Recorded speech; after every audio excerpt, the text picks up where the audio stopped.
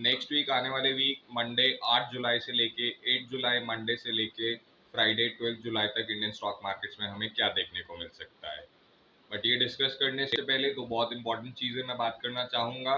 First of all, ये सारी discussion जो हम करेंगे यहाँ पे, कैलकुलेशंस, प्रिडिक्शन या forecast, whatever it is totally on the basis, purely on the basis of astrology and numerology calculations.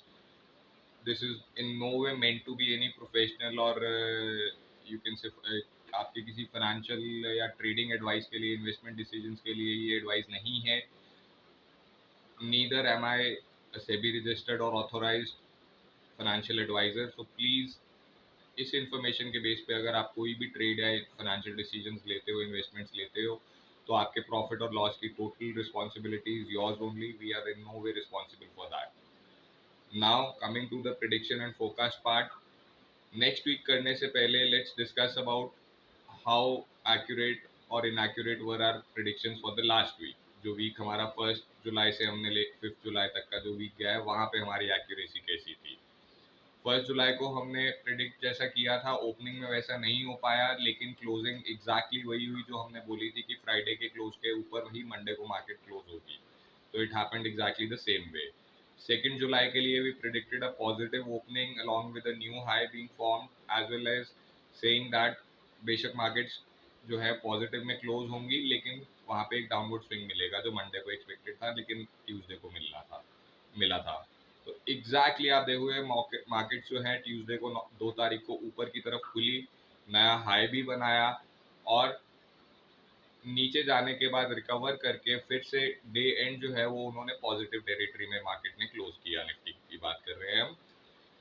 फिर हम बात करते हैं 3 जुलाई को, हमने एक positive opening with a new high predict की थी। एग्जैक्टली दोनों चीजें वैसी की वैसी ही हुई मार्केट में, और क्लोजिंग के लिए भी हमने यही बोला था, न्यू हाई बनाने के बाद मार्केट्स वो गेन्स शायद सस्टेन नहीं कर पाएंगी और नीचे आएंगी, लेकिन क्लोजिंग मार्केट की पॉजिटिव साइड पे ही होगी, और एग्जैक्टली वही चीज ऑलमोस्ट हमें देखने को मिली।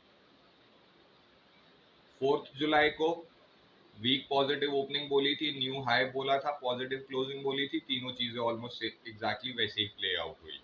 5 July again we had predicted a negative opening in the market, it opened negative, and साथ ही साथ ये भी बोला था कि रिकवरी भी बहुत वीक होगी, और एग्जैक्टली वही चीज हुई। मार्केट ने बेशक अपने पूरा दिन भर का जो लॉस था डाउनवर्ड साइड का वो रिकवर तो किया, लेकिन ओपनिंग में ज्यादा ऊपर नहीं जा पाई। वो थर्सडे के क्लोज से सिर्फ 12-13 पॉइंट ऊपर क्लोज हुई। So as you can see, this is almost 90% accurate. The markets played out exactly as we predicted. This is the accuracy or the power of astrology and numerology combined together.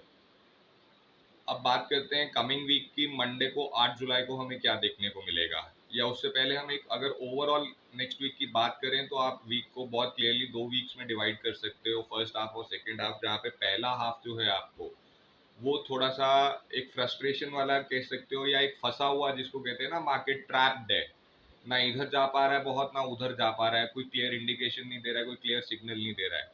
उस तरह का आप एक behaviour देखोगे, sluggishness भी देखने को मिल सकती है, स्लोनेस भी देखने को मिल सकती है। बट सेकेंड हाफ में specially towards Thursday and Friday आप मार्केट्स को बहुत अच्छे से पॉजिटिव मोड में आते हुए एक मोमेंटम के साथ देखोगे, और मार्केट जो है फ्राइडे एंड तक जो, अगर क्लोजिंग की बात करें, should be closing on the higher side as compare to the last Friday's close. Now coming to the day wise predictions, Monday 8 जुलाई के नंबर्स जो है वो बहुत ही डिसेप्टिव नंबर्स है। आई would rather say they are difficult to predict, but broadly speaking I will put this as a day of false moves. मतलब कि यहाँ पे जो भी मूव्स देखने को मिलेंगी बड़ी अगर, तो वो आपको धोखे वाली मूव्स होंगी, मार्केट आपको धोखा देगी। Otherwise I am expecting a flattish opening on Monday.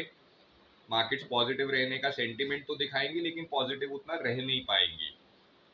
तो एक वीक फ्लैटिश ओपनिंग जो कि थोड़ी सी नेगेटिव साइड पे भी जा सकती है, और अगर ये ज़्यादा नेगेटिव भी जाती है तो लेट मी टेल यू, ये एक डिसेप्टिव मूव है। वहाँ पे मार्केट्स बहुत दिन या बहुत ज़्यादा टाइम पे रहने नहीं वाली हैं।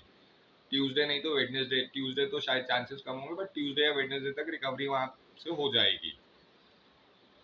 And even if by any chance, because this is a day where the four energy of Rahu is playing, तो बहुत अनएक्सपेक्टेड मूव्स मिल सकती हैं। अगर कोई बहुत आपको बीच में आपको मिलेगी एक बहुत ज्यादा पॉजिटिव मूव आ रहा है, then even that move is not going to be very trustworthy.